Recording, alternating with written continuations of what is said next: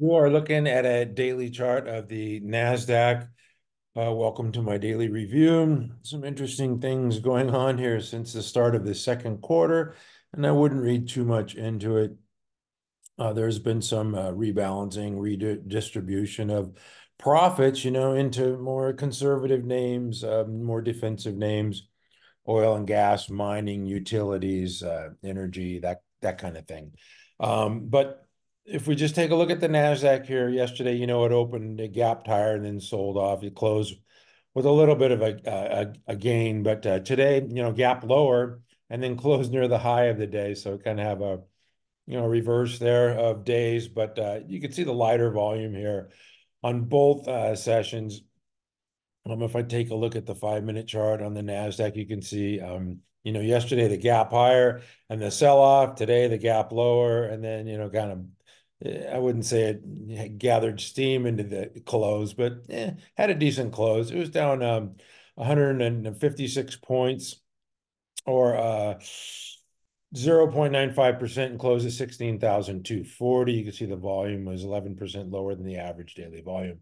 Okay, I've got to get my I've been goofing around with some stuff today, so I've got to get my daily moving averages back to the 21 exponential, because that's the standard one that I use, the 10 and the 21. And you can see the Nasdaq pull back below the 21 today, and then close right at it, or 0.1% above, a tick above it. It's 0.4% below this 10, which is starting to curl lower. And then it's still 2% above the 1.9% above the 50 SMA. So, it could get to the 50, 1.9%. You get there in a day and bounce higher. But if you just look, at this NASDAQ for the last, I don't know, since since it started this rally last year, or even the last 50, 60 days, you can see that it's getting support here at the magenta line. I mean, even if you're a kindergarten, you ask, what do you notice about this little chart? Well, every time it comes down to this little magenta line, it gets support. So why would it not get support here, this week? I don't know. Maybe it'll come down to the 50 this time. I always think that it's going to come down to the 50, and it never does. So my expectations have been every time it comes down, it'll come down to the 50, but it hasn't. So why would it this time? So my expectations now are it's going to find support at the 21 and trade higher, and it'll probably go down to the 50. But like I said, it's only 1.9% away from its 50. It's not a big move to that area. I mean, it's going to cause a little bit of pain, because if the Nasdaq's down 1.9% or 2%, your growth stocks are going to be down 4 or 5%. And we don't like that. We like our stocks going higher, not lower. Anyway, I just wanted to share that with you. The Russell is feeling some pain. It's a little more rate sensitive. And with the bond yields going up, this thing's been going down. I hate to make an excuse for that. It's just had a nice run and it's pulling back. How about that? The IWM will show you your volume here. So it hasn't been overwhelming volume, but yeah, I don't know. I hate to blame, rates on anything. It can go higher with higher rates. It can go lower with lower rates. How about that? The Dow is the index that, is nearing that $40,000, 40,000 point plateau, milestone, and it got up there, near there a couple times, and now it's backed off. And this thing closed below its 21. So the last couple of sessions here, we've seen the industrials, just a tick below it there, 0.1. So not a big deal.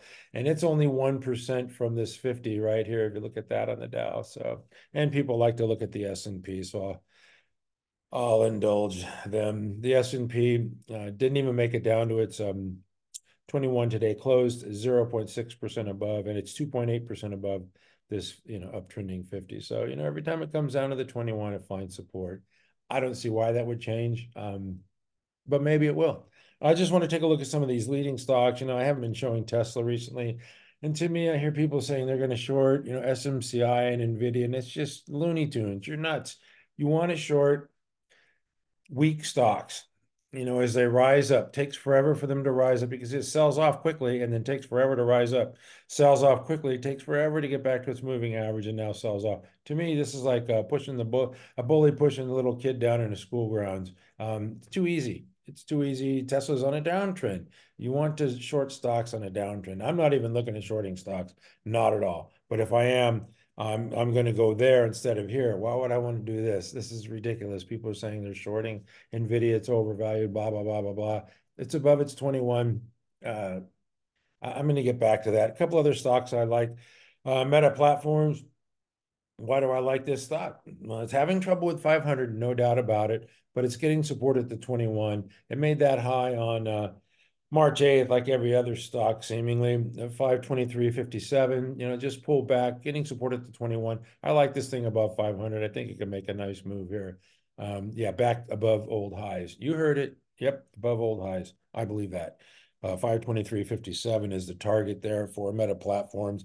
And I did want to point out a couple things about SMCI. It has been trading.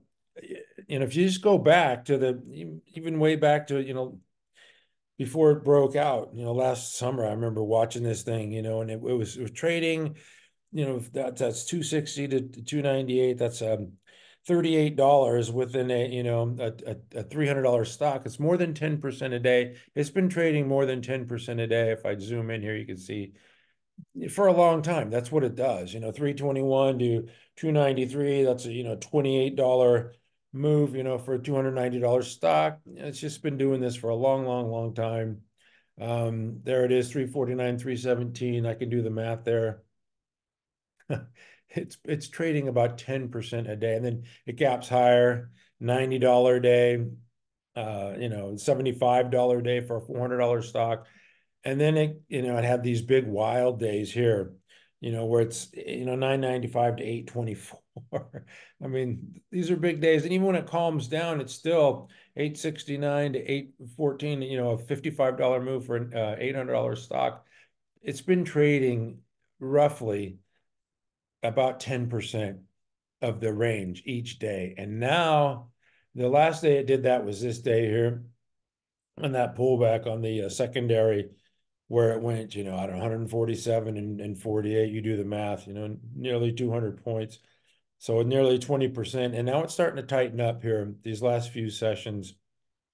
And there's an $88 day for a $900 stock, so nearly 10%. And now it's starting to tighten up as we come towards the end of the quarter here. Just a tight range there.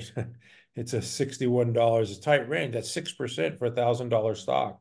And then 33 and 336 dollars. It's a 3.5% for a $1,000 stock.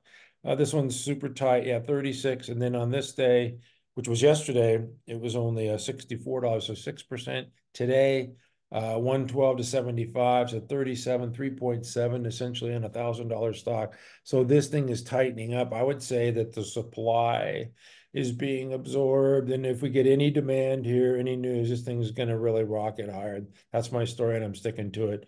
I like the sell-off below the 21, and now it rose, cut right above it, and then pulled back to it, found support. You can see that hammer candle there today where it closed 93% of its daily range, down $27, which is 2.63%. Keep an eye on that one.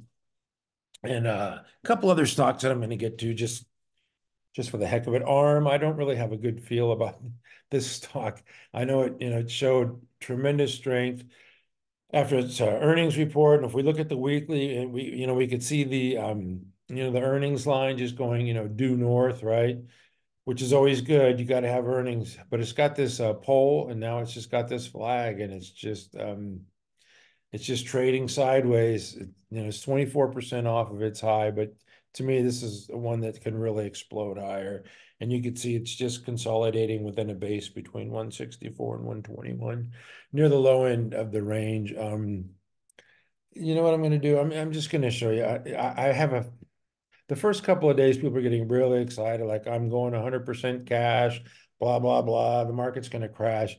You know what? You're not going to, I'm not even going to say you're not going to beat the S&P. You're not going to beat the indexes all in cash. You're not even going to beat inflation sitting in cash. And I know that a lot of these stocks, this year have a ton of profits in them. If we look at NVDA and SMCI and MicroStrategy and what did I just put? AMD, has got some decent profits this year.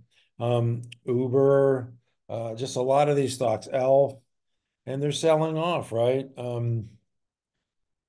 don't know what I should put down here. What are some of the stocks that are on our leading stock list? I know Novo Nordisk up like 20%. Lilly. Okay, so they're selling off. These stocks are selling off a little bit because this is where the profits are. They're up 150, if anywhere from, 30 to 150, 200%. Yeah, take some profits from there and redistribute this into energy, utilities, something more defensive, aerospace. Yeah, you could take profits there. It's not that they don't like these stocks. It's just that, it's prudent to take profits in them. And it's, what is Meta up?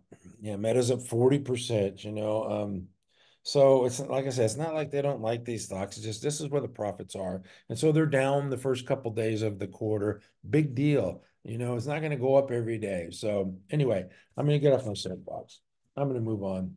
No more Tesla. I'm going to go to the oil and gas stocks because that's what everybody likes. The oil and gas, that's what's cooking, and these things are strong. When oil goes up, we've seen it go from high 60s up to the mid 80s now. So oil is strong, and that usually takes a toll eventually on stuff like airline stocks and retail stocks, and we're starting to see that a little bit.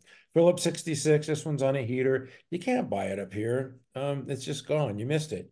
You just got to say, goodbye. MPC, another one, a refining stock. It's just, gone. We had some stocks on our ready list. I looked back at my reports in February and early March, and we had Weatherford and Tidewater, but, PR, these things are gone. You can't be buying this stuff here. First of all, they're not going to run like NVDA and SMCI and like tech stocks. They just don't. But they're strong. They're definitely seeing some buying action, and they're strong, and it's a good place to park some money. But for me, just for me, I would rather buy something that's a little more closer to its, a pivot area near its moving averages. If I take a look at ConocoPhillips on the week, I can see, it's got a big base here. It's not just totally, gone like MPC or Phillips. Like these things are, you know, just be smart about it, because if you do chase these things, you're going to get caught. And I'm going to talk about that a little later with the insurance stocks. Hess is another one I have on my ready list. Yeah, these might be laggards. I don't know. Why aren't they up high like Phillips and MPC? Well, they're not. But I'd rather buy something close to moving average like we had here on last Friday and Monday here. And this is up a couple percent this week. I mean, yeah, 2%, nothing to sneeze at. ConocoPhillips, I believe it's up, yeah, 2.5, almost 3%. So, that's just what you're going to have to take if you want to, play this game of chasing, the shiny object of the miners and the oil and gas and the uranium stocks, which I don't.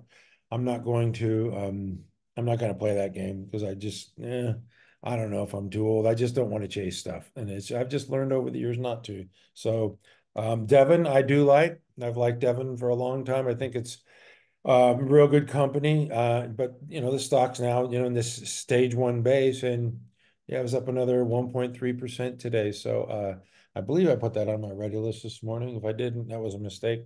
But yeah, I would rather buy something like, that, than something that looks like this, especially with, oil and gas. I mean, that thing has had a heck of a move. Anyway, I'm going to get out of this area. I mean, yeah, I don't like buying laggards, but I'd rather buy, Oxy like Warren Buffett or Devon than, Phillips. Oxy actually looks pretty good. It is getting extended from that 10 though. It's made a sharp move here. Probably needs to handle out. Yeah, 3.9% above the 10. So I wouldn't be touching that. That's a little hot for an oil and gas stock. Anyway, I'm going to move on. I mentioned the miners. And of course, Southern Coppers, the one that's, really hot. Everybody's talking about it. This thing is, nearly 10% above the 21. There's no way I'm touching anything like that. If you're buying this here, you're late, likely to pull back to the 50, I mean the 10 or the 21, and then you're just going to get shaken out. So I don't even entertain that. Freeport McMoran is the one that I like, but it's gone. Should have bought it back here when it broke out, not up here. I'm not going to chase that stuff. So AEM is another one. Just broke out, running higher. It's just adios, muchachos. If I do want to buy something, it'll be something like Alcoa. I had this on my ready list, over the weekend and yesterday and today. And it's closer to the moving averages, still within a stage one base. It's getting a little bit, what was it up? Oh man, almost 5% today. So to me, I would be taking profits there because it's bound to make a little handle here.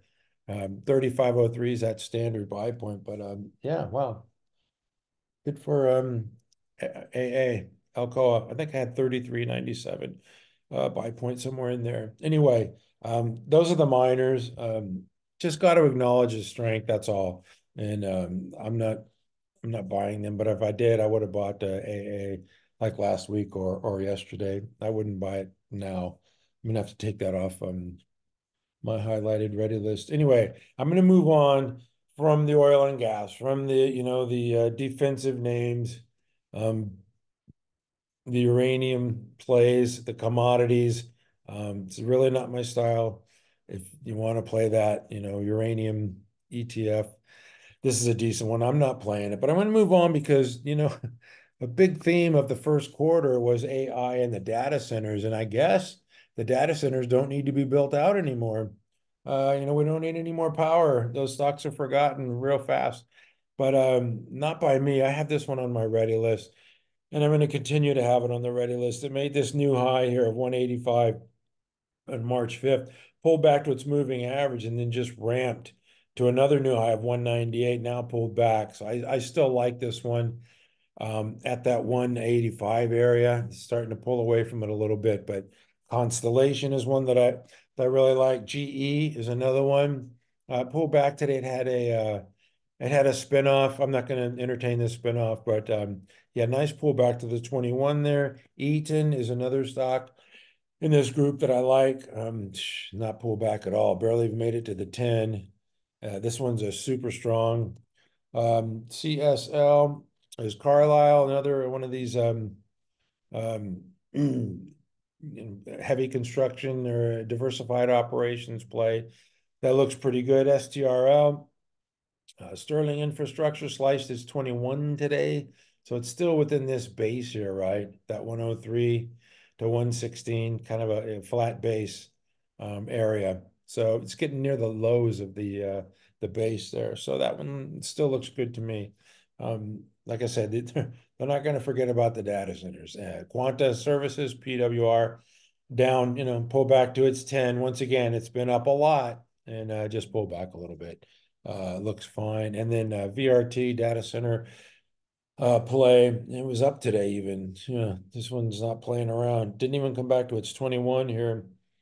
76. It was the 21 and it was 77.16. So nice hammer candle there. Finished at 88% of the daily range. So not a bad day for Vertiv. Anyway, like I said, these data centers and the AI, it's not going away. It's just a redistribution here, and wouldn't get too excited about it and just fold up my tent and go all cash and start crying in my beer. That's not the way I play.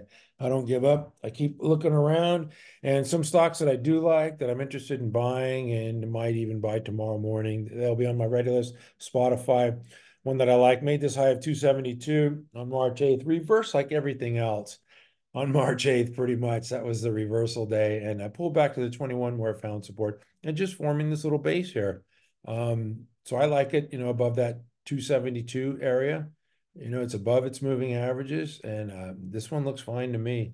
Maybe it'll handle out here for a couple days. But like I say, if the Nasdaq's going to find support and bounce a little bit off the 21, this is a type of stock that I think will do well, along with Meta. Uber's another one that I like here. Pull back to the 50. Yeah, it was even up today. Not bad. I've got to go to APP is App 11, another one that I like.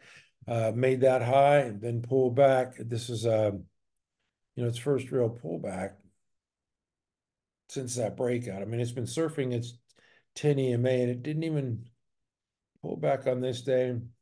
Come on, Marty. Which was last week. Sharp pullback.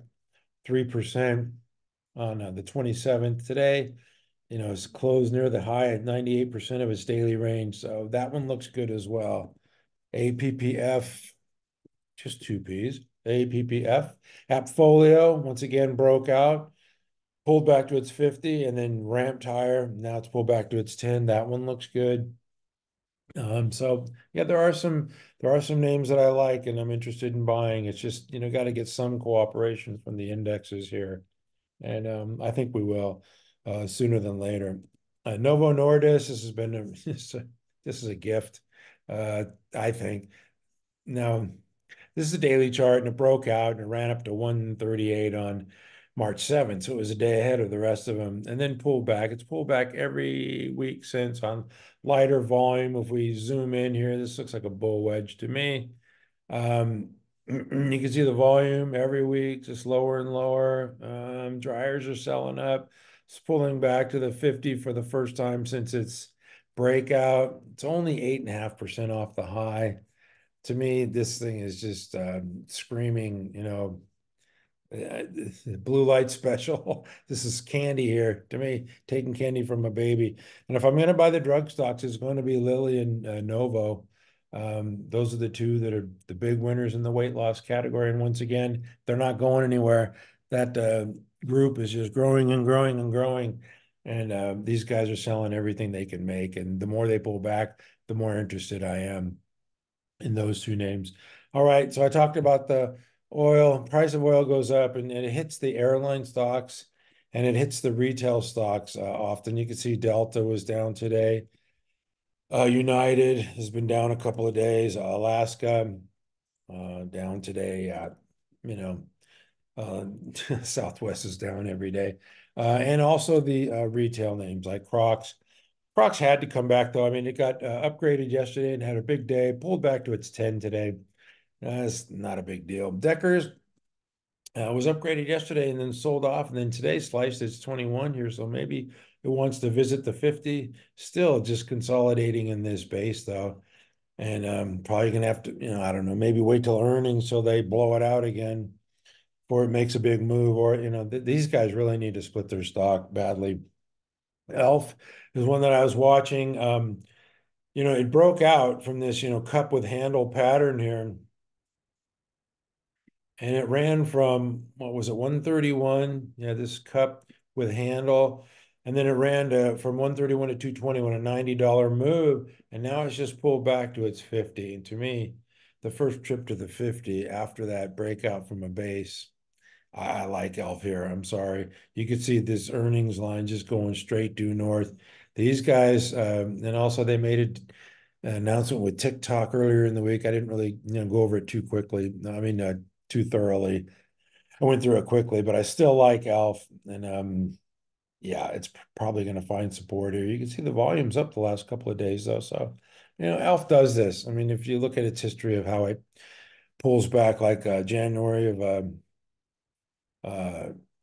23, it did that. It had these little moves, down as it went in this base. I don't know. Maybe we'll form a base, but I like the pullback to the 50 the first time since the breakout. Anyway, that's it for me, except for I lie. I have one more thing to note. I just want to note these insurance stocks, which have been so hot and so strong.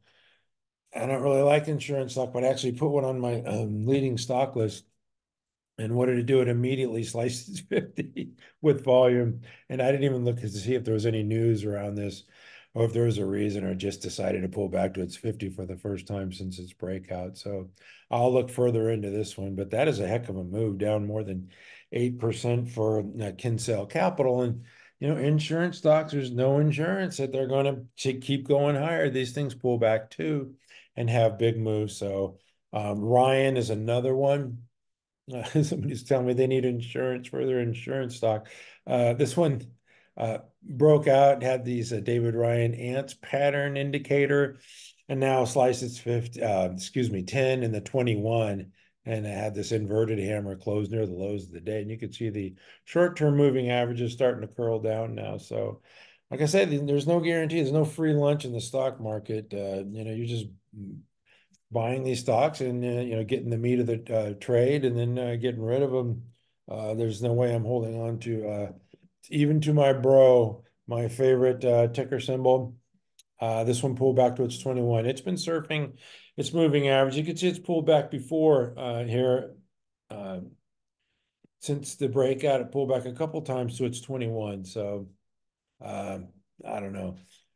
It was down, less than 1% today, with the index being down 1%. Not a big deal. And then AJG, which is Gallagher, this one sliced its 21, but it had this cup with handle, broke out, ran higher, and now it's just pulling back. But this is a slower mover. Volume is lighter. Um, these things still look okay to me. You can see the earnings line just heading north, as well as the stock. So a little slower mover. I'm just pointing it out. There's some weakness even in the insurance names, and there's the new high list was just littered with the oil and gas, the miners, the uranium, all the commodity plays. And we'll just see how long that lasts. I'm looking for the Nasdaq to find support at the 21. And if it doesn't, well, then it's probably going to pull back to the 50, which I say is only 1.9% away. So, like I say, I can get there in a day, which is 933, 15,933. So, a couple hundred points, I could get there. It was down that much today. So don't get too excited. Don't get too down. Don't get too negative. The closer it comes to the 50 or even the 21, the more aggressive we should be buying, right? We should be looking to sell when it goes up here and looking to buy when it comes back. If you look at it, logically, right? When it makes these highs, you sell. When it comes down here, you buy. You sell up here and you buy down here, and you sell up here and you buy down here, and you sell here and you buy here, and then you sell here. And now we're looking at another buy area. So that's just the way I look at it. I could be wrong, but I've been doing this for a while, and I just try to go with the trend, and the trend can change at any time and anything can happen in the market, but we got to stay with what the trend is. And so far the trend is higher, and the trend is to find support at the 21. If it comes back down to the 50, well, then we'll just make another assessment, at that point, and just have our ready list waiting to buy. I have cash ready to buy. I did trim some, and I'm ready to throw the bazooka at stocks like Spotify and Meta and Uber. Just check the ready list tonight and tomorrow morning, and just never give up. Thank you for watching.